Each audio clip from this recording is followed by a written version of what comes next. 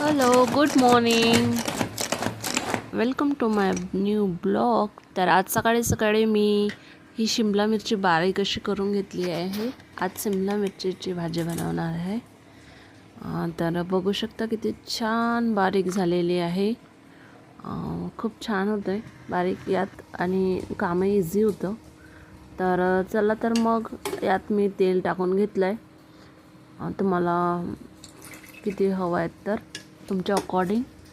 तर यात तेल टाकून घेतलं. तर मी इथे जेवणासोबत पापड तळून घेत आहे. जे आपले ज्वारीचे धापोळे म्हणतो ना ते तळून घेतलेले आहेत. तर त्याला छान लालसर असे करून घेतले आणि असे आवडतात आम्हाला, टेस्टी लागतात जेवणासोबत. म्हणून मी त्याला थोडेसे 4-5 तळून घेतलेत. तर बघू शकता असं भाजीच्या आधी मी तळून काढते कोणतीही वस्तू, म्हणजे त्याच भाजीत आपल्याला फोडणी लावता येते. अलग एक्स्ट्रा ऑइल घ्यायची गरज नसते. तर थोडी गॅस फ्लेम मी कमी करून घेते. तर इथे आता जिरा मोहरी आणि हिंग टाकलेली आहे मी. तर ती तडतडली आणि आता कांदा टाकला आहे. तर त्याला थोडासा लालसर होऊ देते आणि मग मी त्यामध्ये लसूण अद्रकचा पेस्ट टाकते. छान त्याला मिक्स करून घ्यायचं म्हणजे इक्वल भाजलं जातं फोडणी. तर छान असं पलटवा आणि मग झालं आहे थोडंफार. तर मी यात थोडे टमाटर आधीच टाकून घेतले आहेत. तर ते कांद्यासोबत खूप छान असे मऊसर होतात आणि लवकर विघळतात आणि थोडी टेस्ट पण छान येते. तर कधी तुम्ही ट्राय करा. कांदा लसूण झालं टाकून की टमाटर टाका. तर छान असं म्हणजे कलर पण सुटतो छान आणि असं छान त्यात तळलं तेलामध्ये खूप चांगलं झाल्यासारखं छान होतं. तर इथे मी तिखट मीठ हळद मसाले टाकलेले आहेत. तर त्याला छान होऊ देते तेलामध्ये. तर बघू शकता तुम्ही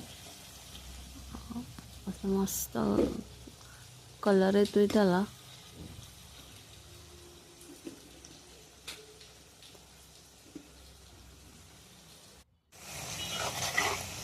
तर मी मीठ टाकायला विसरले होते, तर मी यात मीठ टाकून घेतलं आहे. तर आता मग यात शिमला मिरची टाकायची बारीक केलेली. तर मी इथे शिमला मिरची आधीच धुवून घेतली आहे, नंतर बारीक केली आहे म्हणून मी अशीच टाकते. त्यातलं बी जे आहे ते वेगळं काढून घ्यायचं आणि फक्त ते शिमला मिरची बारीक करून घ्यायची. तर इथे छान शिमला मिरची टाकलेली आहेत आणि त्याला मिक्स करून घ्या छान. तर खूप छान होते ही भाजी, तुम्ही नक्की ट्राय करा. तर शिमला मिरची टाकून झाली आहे.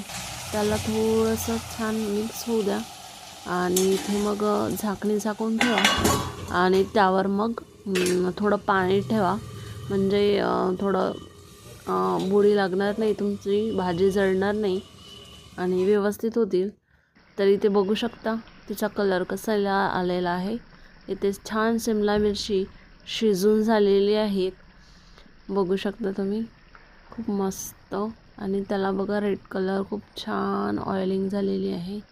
तर मी इथे बेसन टाकून घेत आहे कारण शिमला मिरची बेसनवालेली बनवत आहे. थोडं बेसन टाकून घेत आहे. तर इथे मी 2 चम्मच बेसन टाकलेलं आहे.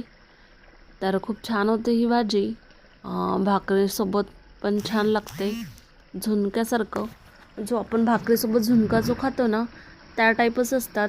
बहुतांश लोक शिमला मिरची जास्त खायला बघत नाही भाजी. तर अशा वेगवेगळ्या रेसिपीमध्ये ट्राय करा तुम्ही. तर त्याचा स्वाद कळायला लागतो. तर बघा छान मी तेलामध्ये त्याला मिक्स करत आहे. बेसनला छान असं भाजून घ्या तेलामध्ये. त्यात पाणी वगैरे टाकायची काहीच गरज नसते. त्यात तेलामध्येच होऊ द्यायचं आणि शिजू द्यायचं त्याला ब्राऊनसारखं ब्राऊन येईपर्यंत आणि सुकं होईपर्यंत चांगलं शिजू द्यायचं. मग झालीत की भाजी